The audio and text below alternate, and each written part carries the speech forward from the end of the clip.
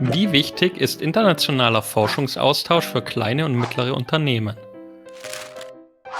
In Deutschland gibt es fast 4 Millionen kleine und mittlere Unternehmen, sogenannte KMU. Das sind mehr als 99% aller deutschen Unternehmen. KMU stellen ca. 60% der Arbeitsplätze und etwa 80% der Ausbildungsplätze. Mehr denn je ist heute Innovation entscheidend für den Erfolg von Unternehmen.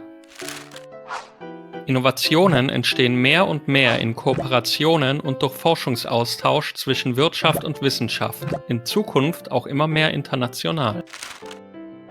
Der internationale Forschungsaustausch kann dabei verschiedene Formen annehmen, vom aktiven Kontakt bis hin zu enger langfristiger Zusammenarbeit mit einer internationalen Forschungseinrichtung. Doch ist internationaler Forschungsaustausch auch etwas für kleine und mittlere Unternehmen? Aber klar! KMU, die sich international austauschen, sehen als größte Vorteile die Forschungseinrichtung als Quelle für Innovationen, die Möglichkeit zum Aufbau von anwendungsnahem und interdisziplinärem Wissen und den Zugang zu Netzwerken und Forschungscommunities.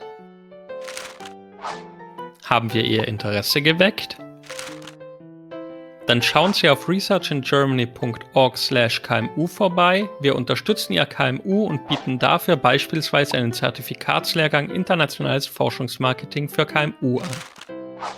Kontaktieren Sie uns unter researchingermany@fraunhofer.de. Wir sind gerne für Sie da.